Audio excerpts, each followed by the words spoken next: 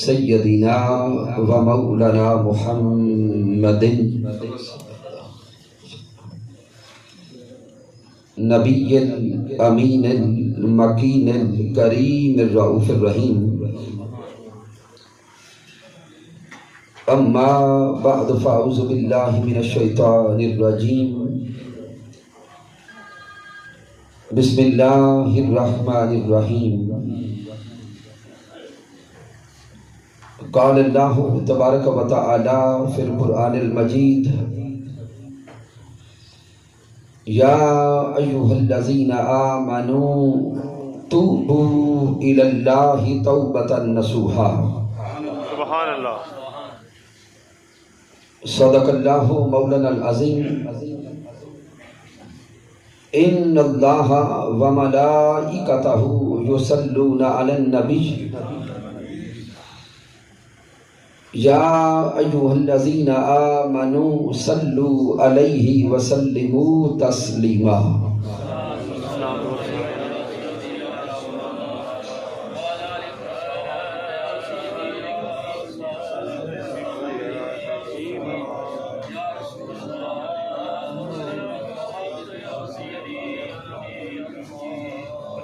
اللہ رب العزت کی توفیق سے اور تاجدار کائنات صلی اللہ علیہ وآلہ وسلم کے نعرے پاک کے تصدق سے آج ہم محترم محمد یوسف صاحب کی اہلیہ جناب محترم غلام محی الدین صاحب کی بابی جان محترم ماسٹر محمد اکبر صاحب کی ساس محترم محمد افضل اشرف صاحب ضیاء صاحب کی چچی جان اور محترم منظور صاحب اور گلزار احمد صاحب کی مامی جان کے سال ثواب کے لیے اس پل شریف کی محفل پاک میں حاضر ہیں اور بزم میں مسند صدارت پہ تشریف فرما ہے جناب محترم قبلہ پیر سید قاسم الحسن شاہ صاحب بخاری دعا کرتے ہیں کہ اللہ رب العزت آج کے اس محفل پاک کے تصدق سے مرحومہ کو جنت میں اعلیٰ مقام عطا فرمائے۔ سامعین محترم، محفل ایصال ثواب ہے اور ماہ شعبان ہے۔ ماہ شعبان کو ماہ توبہ بھی کہا جاتا ہے اور ابھی چند دنوں کے بعد جو شعبان المعظم کی نصف شب آ رہی ہے اس رات کو شب توبہ کہتے ہیں۔ اور سامعین، انسان اور اہل ایمان روحانیت کے اعتبار سے کسی بھی درجہ پر ہو، رب کی بارگاہ میں توبہ کرنا اس پر ہمیشہ ہر حال میں لازم ہوتا ہے۔ اس لیے آج کی اس محفل پاک میں جس موضوع کو چنا ہے وہ ہے حقیقت توبہ۔ سبحان اللہ سبحان اللہ۔ اللہ رب العزت نے سورہ تحریم میں ارشاد فرمایا یا ایھا الذین آمنوا توبوا الی اللہ توبۃ نصوحا، اے ایمان والو اللہ کی بارگاہ کی طرف توبہ کرو، اللہ کے حضور توبہ کرو۔ اور کہیں پہ رب کائنات فرماتا ہے توبوا الی اللہ جمیعا ایھا المؤمنون لعلکم تفلحون۔ مالک کائنات فرماتا ہے کہ اے ایمان والو اور اے انسانوں، اگر اللہ کی طرف سے فلاح چاہتے ہو تو رب کی بارگاہ میں توبہ کیا کرو۔ سبحان اللہ سبحان اللہ۔ اور قرآن مجید فرقان حمید میں 1 درجن سے زائد آیات مبارکہ ہیں جہاں پہ اللہ رب العزت ایمان والوں کو توبہ کرنے کا حکم دیتا ہے. اور سورہ تحریم میں تو مالک کائنات نے توبہ کا بھی درجہ کمال بیان فرمایا. میرے اللہ نے فرمایا یا ایھا الذین آمنوا توبوا الی اللہ توبۃ نصوحا. اے ایمان والو اپنے رب کے حضور ایسی پختہ توبہ کرو, ایسی سچی توبہ کرو اور ایسی خالصیت کے ساتھ توبہ کرو جیسی توبہ کرنے کا حق ہے. اب ذہن میں سوال پیدا ہوتا ہے کہ توبہ کہتے کسے ہیں, توبہ سے مراد کیا ہے؟ تو جان لے لفظ توبہ کا لغوی معنی ہے رجوع کرنا. لفظ توبہ کا معنی ہے لوٹ آنا. لفظ توبہ کا معنی ہے پلٹ آنا. تو جب کوئی انسان دنیا طلبی سے, دنیا کے حرص سے, دنیا کے لالچ اور طمع سے اور گناہوں سے منہ موڑ کر رب کی بارگاہ کی طرف رجوع کرتا ہے تو اسے توبہ کہتے ہیں.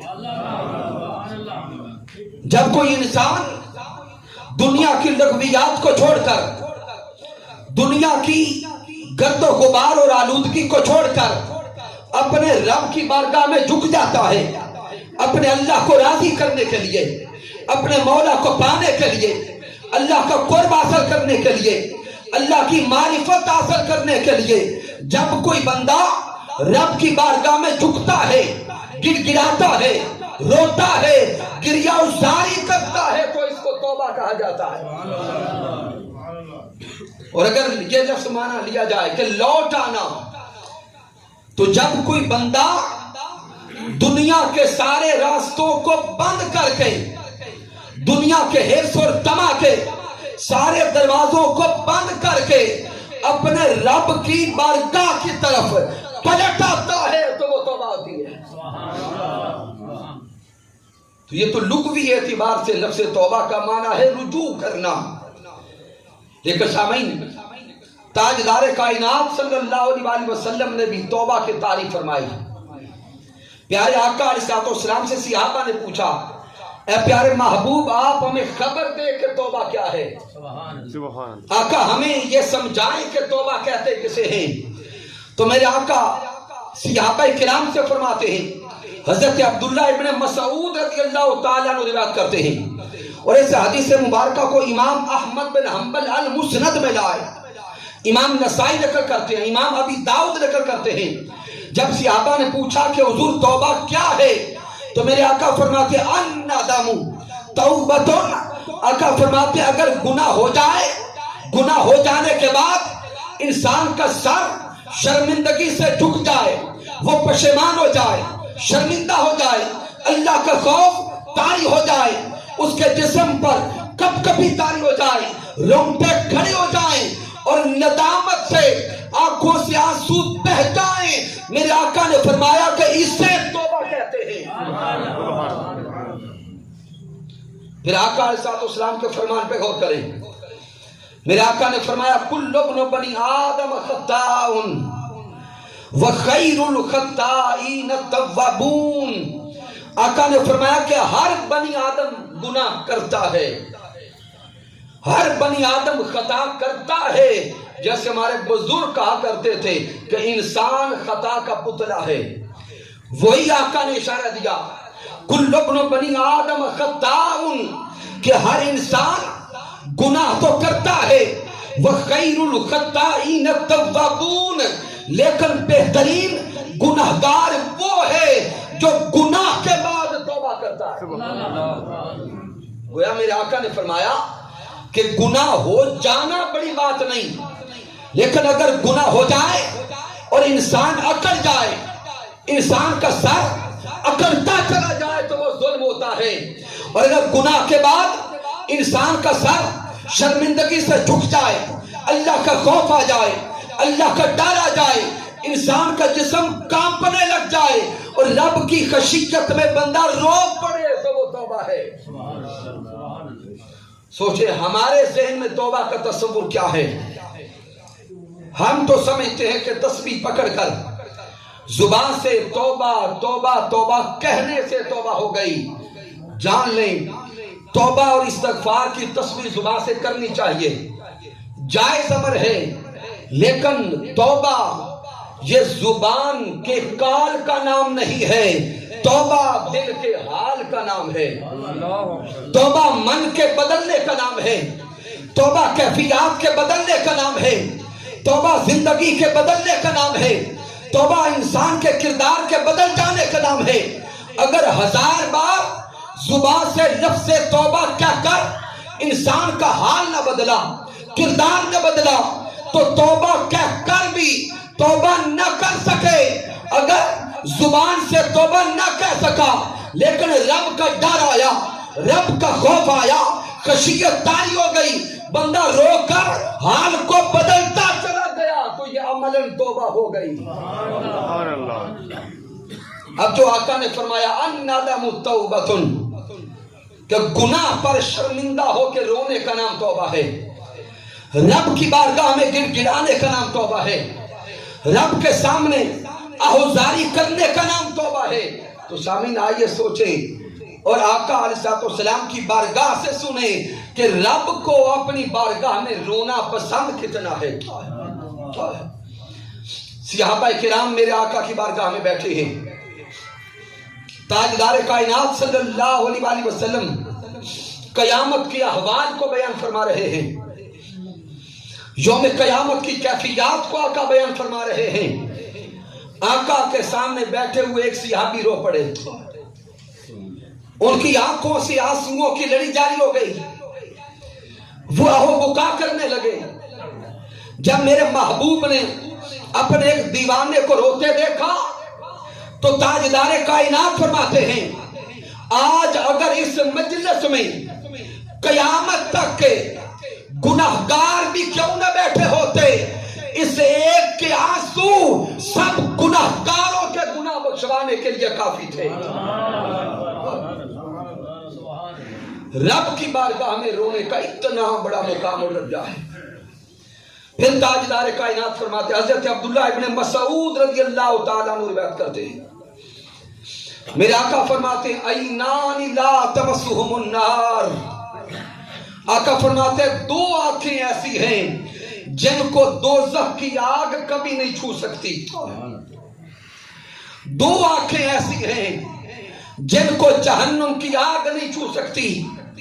عین بکت من خشیت اللہ، ایک وہ آنکھ جو رب کی خشیت میں بہ گئی، وعین تحرس فی سبیل اللہ، وعین باتت تحرس فی سبیل اللہ. ایک وہ آنکھ جو رب کے خوف سے بہ گئی اور ایک وہ آنکھ جو ساری رات اللہ کے راستے میں کھلی رہی، وہ کبھی جہنم میں نہیں جائے گی. سبحان اللہ. آئیے ہم اپنے احوال پہ غور کریں. ہم اس دنیا میں آ کر دنیا کے ساتھ اپنے دلوں کو کیسا جوڑ دیا ہے، دنیا طلبی میں کتنے مست ہو گئے ہیں.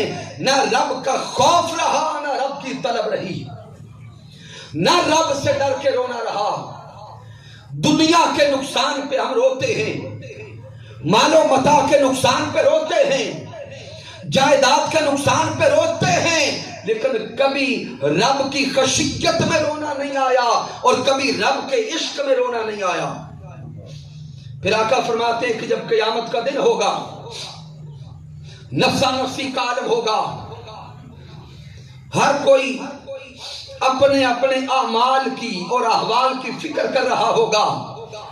آقا فرماتے ہیں یوم قیامت فرشتہ میری بارگاہ میں ایک برتن میں تھوڑا سا پانی لائے گا اور فرشتہ عرض کرے گا پیارے محبوب یہ پانی جہنم کی آگ پہ ڈالیں تو جہنم کی آگ اس پانی سے ٹھنڈی پڑ جائے گی.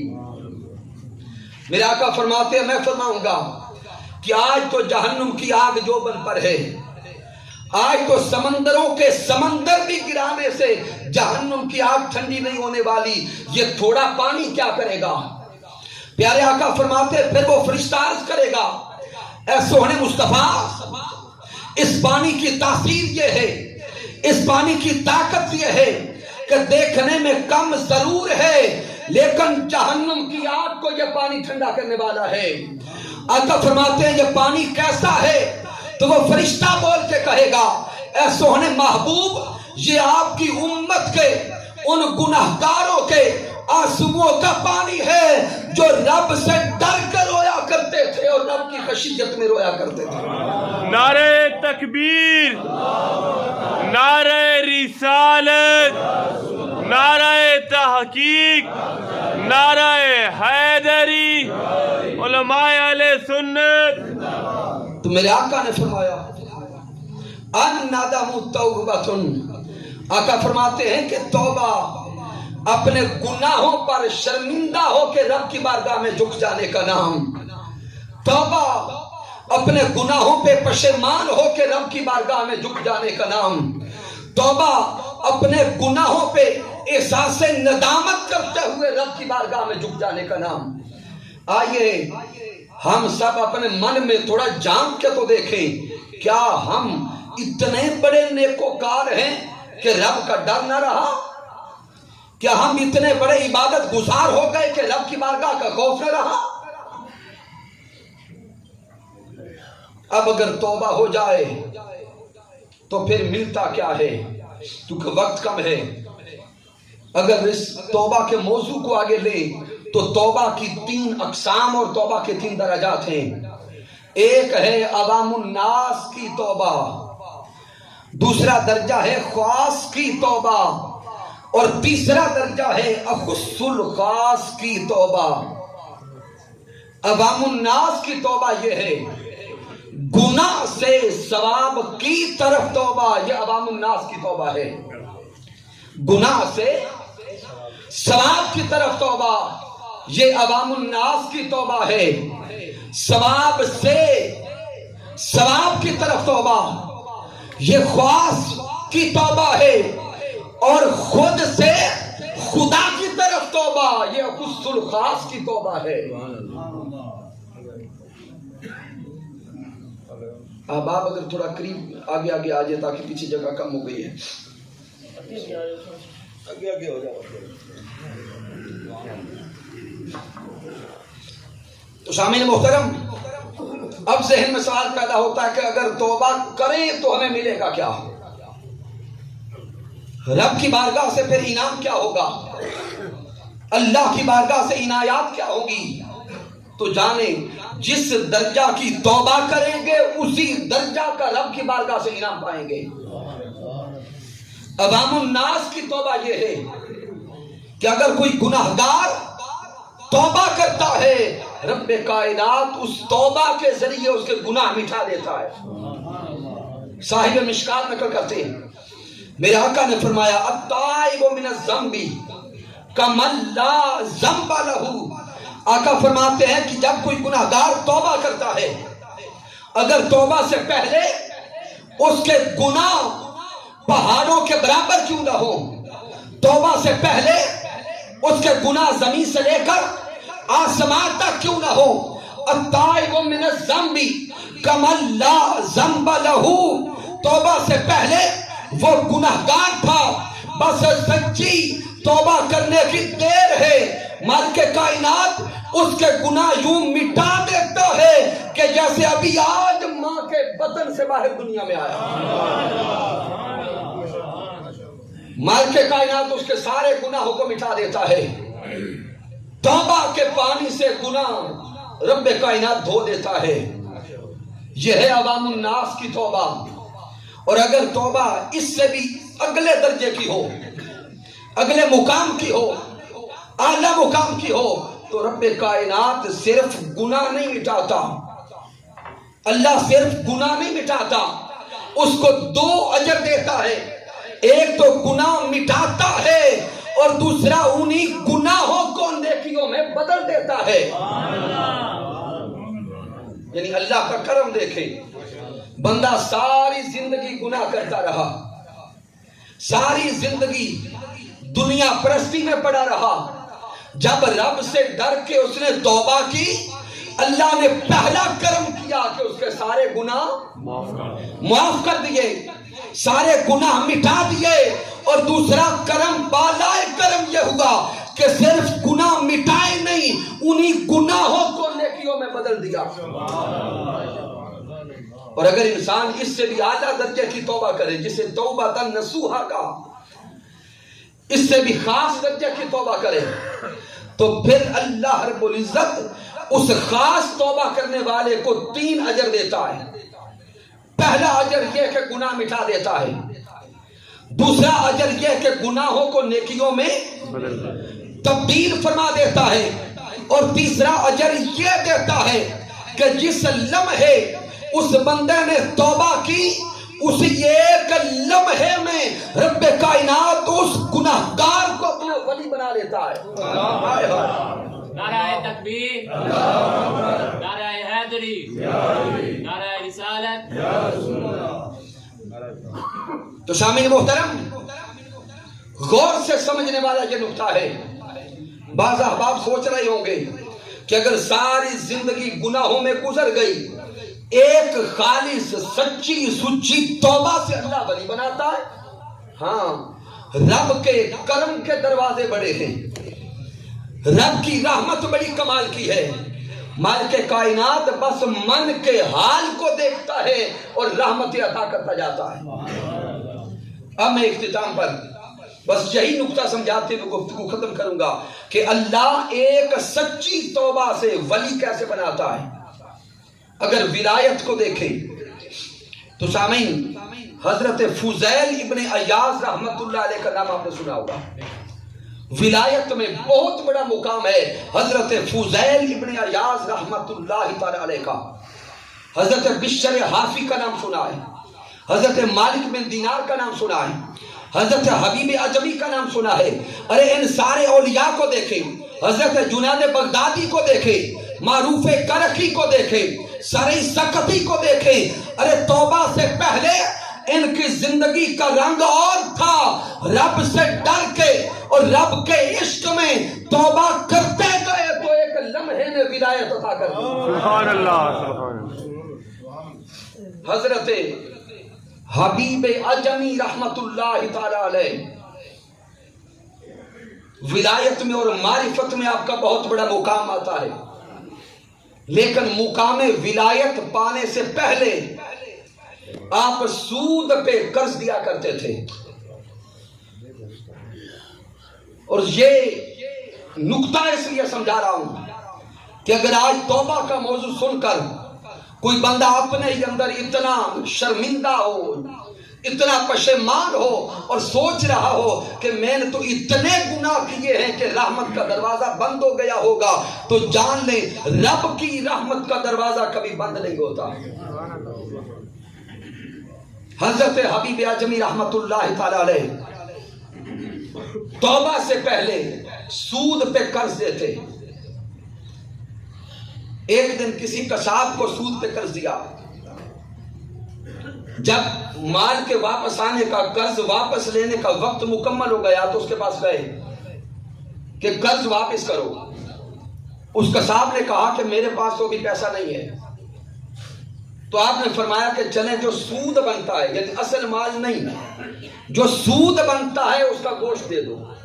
توجہ کرنا، قصاب نے گوشت دے دیا، گھر لے آئے، بیوی کو کہا کہ پکاؤ۔ بیوی نے ہنڈیاں تیار کی، سارے خاندان والے، گھر والے بیٹھ گئے کہ کھانا تیار ہو گیا۔ جب دسترخوان پر بیٹھے، حضرت حبیب اعظمی کی بیوی نے ہنڈیا سے پلیٹ اٹھائی سالن ڈالنے کے لیے، تو دیکھ کر حیرت میں گم ہو گئی کہ وہ سالن سارے کا سارا خون بن چکا تھا، وہ سارا خون بن چکا تھا۔ آپ کی بیوی چونک کے کہتی ہے، اے حبیب، جو ساری زندگی تو ہمیں سود کھلاتا رہا ہے اس کا رنگ یہ ہے۔ بیوی نے جب یہ جملے بولے، حبیب اعظمی کے دل پہ چوٹ لگی، حبیب اعظمی کے دل کا حال بدل گیا، جسم پہ کپ کپی تاری ہو گئی، گریہ و زاری کا حال بن گیا۔ پشیمان ہو کر گھر سے نکلے اور حضرت امام حسن بصری کی بارگاہ میں گئے۔ امام حسن بصری کی بارگاہ میں گئے توبہ کرنے کے لیے. جب حبیب اجمی ٹوٹے دل کے ساتھ امام حسن بصری کی طرف جا رہے تھے تو راستے میں کچھ بچے کھیل رہے تھے. ان بچوں نے جب حبیب اجمی کو آتے دیکھا تو وہ بچے بول کے کہتے ہیں ارے سارے ساتھیوں گلی میں کونے کے ساتھ لگ کے جدا ہو جاؤ. حبیب اجمی سود خور آ رہا ہے, اگر اس کا سایہ بھی ہم پہ پڑا تو برے اثرات آئیں گے. آپ کا دل پہلے ٹوٹا ہوا تھا, دل پہلے شکستہ تھا. جب بچوں کی زبان سے یہ جملے سنے تو آپ کی چیخ نکل گئی. روتے روتے امام حسن بصری کی بارگاہ میں گئے, ان کے ہاتھ پہ توبہ کی, ان کے ہاتھ پہ توبہ کی. جب توبہ کر کے واپس لوٹے وہی بچے گلی میں کھیل رہے تھے, وہی بچے گلی میں ابھی موجود تھے. وہی بچے بول کے کہتے ہیں ارے سارے دوستوں ادب کے ساتھ احترام کے ساتھ گلی کے دونوں طرف کھڑے ہو جاؤ, اللہ کا ولی حبیب اجمی توبہ کر کے واپس لوٹ رہا ہے. سبحان اللہ, سبحان اللہ. کیفیت دیکھو, توبہ کرنے جا رہے تھے تو بولی اور تھی, توبہ کرنے جا رہے تھے تو رنگ اور تھا, بس توبہ کر کے پلٹے رب کی بارگاہ کا قرب نصیب ہو گیا تو بولی بھی بدل گئی, حال بھی بدل گیا. سبحان اللہ. پھر حضرت فضیل ابن عیاض رحمت اللہ تعالی علیہ, اگر آپ کو دیکھیں جب آپ کی جوانی کی عمر ہے, توبہ سے پہلے آپ ڈاکہ زنی کیا کرتے. یہ میں جوانوں کو امید کا پیغام دے رہا ہوں کہ جوانوں اگر کسی بھی عمر میں کبھی کوئی گناہ ہو گیا تو گناہ پر پشیمان ہو کر رب کی بارگاہ میں رونا ہمارا کام ہے, بخشش عطا کر دینا یہ مولا کا کام ہے. حضرت فضیل ابن عیاض رحمت اللہ تعالی علیہ توبہ سے پہلے ڈاکہ زنی کیا کرتے. ایک دن جنگل میں ایک قافلے والوں کو لوٹا. اس قافلے میں ایک بچہ حافظ قرآن تھا. جب سب کو لوٹتے لوٹتے اس بچے کے قریب گئے, وہ بچہ اللہ کے کلام کی تلاوت کر رہا تھا, وہ بچہ قرآن مجید کی تلاوت کر رہا تھا. جب حضرت فضیل ابن عیاض قریب گئے تو وہ بچہ ان آیات کی تلاوت کر رہا تھا. الم یعن للذین آمنوا ان تخشع قلوبہم لذکر اللہ, کیا ایمان والوں پر ابھی وہ وقت نہیں آیا کہ ان کے دل اللہ کے خوف سے ڈر جائیں؟ کیا ایمان والوں پر ابھی وہ وقت نہیں آیا کہ ان کے جسم اللہ کے خوف سے کپکپا اٹھے؟ کیا ایمان والوں پر ابھی وہ لمحہ نہیں آیا ان پہ اللہ کا خوف طاری ہو جائے؟ حضرت فضیل ابن عیاض نے جب اللہ کا کلام سنا, اس آیت مبارکہ کو سنا, فضیل ابن عیاض کے جسم میں کپکپی طاری ہو گئی, رونگٹے کھڑے ہو گئے, گریہ ازاری شروع ہو گئی. چیخ مار کے کہتے ہیں اے مولا فضیل ابن عیاض پہ یہ وقت آ گیا, فضیل ابن عیاض پہ یہ وقت آ گیا. حضرت فضیل ابن عیاض نے فوراً توبہ کی, آہوزاری کرتے ہوئے, گریہ ازاری کرتے ہوئے ایک غار میں جا کر بیٹھ گئے. ساری رات رب کی بارگاہ میں روتے رہے, آہوزاری کرتے رہے, اللہ کو مناتے رہے, اپنی گزری زندگی پر توبہ کرتے رہے. پھر سامعین, اس غار میں ایک قافلے والے پہلے سے موجود تھے جو رات کے گزرنے کا انتظار کر رہے تھے. جب آذان فجر کا وقت ہوا تو جو قافلے والے غار میں پہلے موجود تھے ان کا ایک شخص بول کے کہتا ہے کہ آذان فجر کا وقت ہو گیا, آؤ اپنے سفر کو آگے شروع کرتے ہیں. لیکن دوسرا ساتھی بول کے کہتا ہے ابھی آذان کا وقت ہوا ہے, ابھی اندھیرا باقی ہے, ابھی سورج طلوع ہونے دو، اگر ابھی اندھیرے میں نکلے تو اس جنگل میں فضیل ابن عیاض رہتا ہے، وہ لوٹ لے گا۔ ان کو کوئی خبر نہیں تھی کہ جو ساری رات سے پیچھے بیٹھ کر چہرے پہ نقاب ڈال کے رو رہا ہے وہی فضیل ابن عیاض ہے۔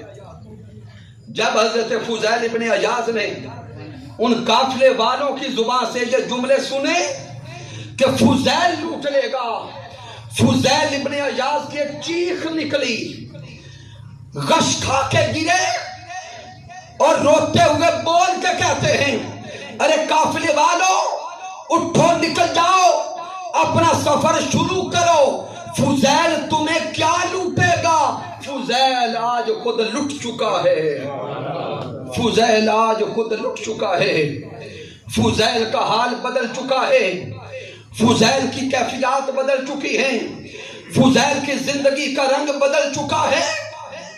جب رنگ بدل گیا، آخری جملے اس کرنے لگا ہوں، جب اب زندگی کی کیفیات بدل گئی، توبہ کر لی، تو اب جس کا مال لوٹا تھا ان میں سے جس کو جانتے تھے اس کا مال واپس کرنے چل پڑے۔ اب مال واپس کر رہے ہیں تو ایک عیسائی کے دروازے پہ جا کے دستک دیتے، وہ عیسائی دروازے پہ آتا ہے تو آپ کہتے ہیں کہ یہ مال لو، یہ تیرا مال میں نے فلاں وقت لوٹا تھا۔ اب وہ عیسائی اہل کتاب تھا، آسمانی کتابوں کا علم رکھتا تھا، جب اس نے دیکھا نا کہ امت مصطفیٰ کا ایک جوان توبہ کر رہا ہے، اس نے کہا کہ موقع بن گیا، ہمیں آزماتا ہوں کہ توبہ کا مقام کیا ہے۔ وہ عیسائی حضرت فضیل ابن عیاض کو کہتا ہے کہ یہ جو تم مال لائے ہو یہ میرا مال پورا نہیں ہے، لوٹا زیادہ تھا۔ حضرت فضیل ابن عیاض نے ہاتھ جوڑے، کہا کہ جو لوٹا تھا لے آیا ہوں، اب میرا من بدل گیا ہے، تجھ سے معافی کا خواستگار ہوں، مجھے معاف کر دو، جو تھا لے آیا ہوں۔ وہ پھر ضد کر کے کہتا ہے نہیں، میرے مال میں سونے کا تھیلا بھی تھا، وہ تو نے رکھ لیا ہے، واپس نہیں لائے۔ فضیل ابن عیاض رونے لگے، کہتے ہیں جو تھا لے آیا، بس تم معاف کر دو۔ وہ پھر کہتا ہے نہیں، میرا سونے کا تھیلا بھی رہتا ہے۔ فضیل ابن عیاض کہتے ہیں کہ اب معاف کیسے کرو گے؟ توجہ کرنا، جب بندہ لوٹنے پہ ہوتا ہے تو دل پتھر ہوتا ہے، اور جب لوٹانے پہ ہوتا ہے تو دل موم ہوتا ہے، دل خستہ ہوتا ہے۔ اب فضیل ابن عیاض کہتے ہیں کہ چلیں یہ بتاؤ کہ معاف کیسے کرو گے؟ وہ اہل کتاب کہتا ہے کہ چلیں ایک راستہ نکالتے ہیں، میرے کمرے میں داخل ہو، وہ ایک تھیلا پڑا ہے، وہ سونے کا بھرا ہے، وہ تھیلا تم اپنے ہاتھ سے اٹھا کے مجھے دے دو، میں سمجھوں گا کہ تو نے میرا مال لوٹا دیا، میں واپس کر دوں گا، میں معاف کر دوں گا۔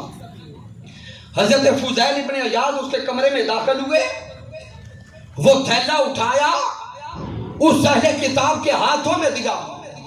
اس اہل کتاب نے جب وہ تھیلا کھولا تو وہ حضرت فضیل ابن عیاض پہ قدموں پہ گر کے کہتا ہے اے فضیل، اب مجھے اس نبی کا کلمہ پڑھاؤ جس نبی کا امتی ہو توبہ کر کے یہ مقام پایا ہے۔ سبحان اللہ، سبحان اللہ، سبحان اللہ۔ فضیل ابن عیاض کہتے کیا ہوا؟ تیرا بھی تو حال چند لمحے اور تھا، اب کیا ہو گیا؟ اب وہ عیسائی رونے لگا، وہ کہتا ہے کہ اس تھیلے میں سونا نہیں تھا، مٹی تھی۔ آئے ہائے غور کرنا، اس تھیلے میں سونا نہیں تھا، مٹی تھی، اور میں نے کتابوں میں پڑھا تھا کہ اگر کوئی امتی مصطفیٰ سچی توبہ کرے گا، اس توبہ کے ذریعے رب اسے وہ مقام دے گا کہ اگر وہ تائب انسان مٹی کو بھی ہاتھ لگائے گا تو سونا ہو جائے گی۔ تو اس عیسائی نے کہا میں تو آزما رہا تھا کہ تو امت مصطفیٰ کا جوان ہے، تاجدار کائنات کا غلام ہے، تاجدار کائنات کا دیوانہ ہے، آج توبہ کر کے آیا ہے۔ میں نے کہا آزما کے دیکھوں تو صحیح کہ کیا اس کے ہاتھ لگنے سے مٹی سونا بنتی ہے یا نہیں بنتی۔ وہ کہتے ہیں میں نے دیکھ لیا آزما لیا، حق سامنے آ گیا، اب مجھے بھی تاجدار کائنات، تاجدار ختم نبوت، تاجدار حبیب کبریا احمد مجتبی رسول کائنات محمد مصطفیٰ کا کلمہ پڑھا دو جس کے تم امتی ہو، توبہ کی ہے تو اللہ نے یہ مقام اور مرتبہ عطا کر دیا۔ تو سامعین محترم، آئیے آج کی اس احسان ثواب کی محفل میں ہم توبہ کا ارادہ کریں، پختہ توبہ کریں، سچی توبہ کریں، سچی توبہ کریں، جس توبہ سے اللہ بھی راضی ہو جائے اور اللہ کا محبوب بھی راضی ہو جائے۔ اگر توبہ ایک بندے نے بھی کر لی تو سامعین اس کا اجر، اس کا ثواب ساری زندگی جب تک وہ زندہ رہے گا، نیک عمل کرتا رہے گا، آج کی مرحومہ کو ہمیشہ جاتا رہے گا، کیونکہ اس محفل کے تصدق سے اسے توبہ نصیب ہوئی۔ پھر ابھی چند دنوں کے بعد جو شب توبہ ہے، شب برات جس کو کہتے ہیں، سامعین کوشش کریں رات جاگ کے گزاریں، صلاۃ و تسبیح پڑھیں، تلاوت قرآن کریں، درود و سلام پڑھیں، ساری رات اپنے اللہ کی بارگاہ میں بندگی کے ساتھ گزاریں۔ پھر آگے ماہ رمضان آ رہا ہے، ماہ رمضان آ رہا ہے۔ رمضان اللہ کے جلووں کا مہینہ ہے، رمضان اللہ کے قرب کا مہینہ ہے، رمضان اللہ کو پانے کا مہینہ ہے۔ تو آئیے ماہ شعبان سونے آقا کے نام کریں، ماہ رمضان اپنے اللہ کے نام کریں۔